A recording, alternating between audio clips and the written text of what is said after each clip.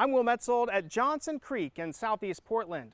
The arrival of the emerald ash borer in Oregon earlier this summer could mean the loss of many more ash trees. Now, those trees are typically the ones you will find in areas like this, hanging over the stream to provide cooling for fish that live in these types of areas, like salmon and steelhead. And this might mean a very difficult next few years in the state for a variety of species. I had a real sinking feeling in the pit of my stomach. Oregon biologists had been fearing this moment for years. On the last day of June, it was Dominic who actually works with the Portland Bureau of Environmental Services, who found the first emerald ash borer in Oregon.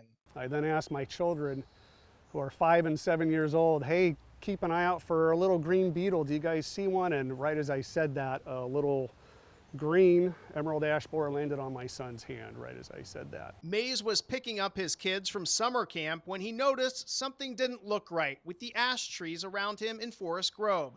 Some damage to the canopy was the first sign it might be the emerald ash borer. The insect had been slowly moving west since first being found in Michigan 20 years ago. We knew it was coming, we didn't know when. We were hoping it did not arrive anytime soon, but it is here. Mays also serves as the city's invasive species coordinator. One of his biggest concerns of the insect killing ash trees is the shade they provide to cool streams, which are home to native salmon and steelhead. You get into the Columbia River Slough, as I said, those Willamette tributaries that are kind of like snaking slowly through rural areas, and really not much else can grow in those areas that can provide shade like Oregon ash. The Oregon Department of Forestry has also been preparing for the first sighting in Oregon.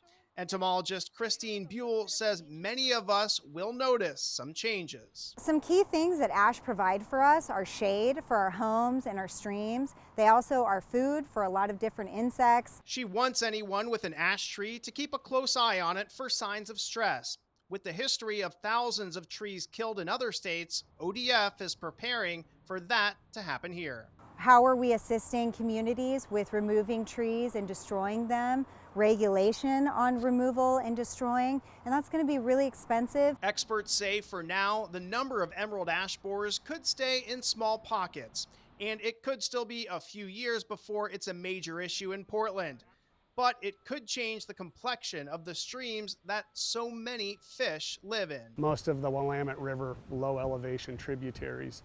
So without that shade, that's going to heat those streams, heat the Willamette, and heat the Willamette as it goes through Portland. Besides some of the wetland areas and streams like this, you could also find the emerald ash borer in trees in urban areas in Oregon as well. And to report a sighting, you can find a link to do that in this story on our website.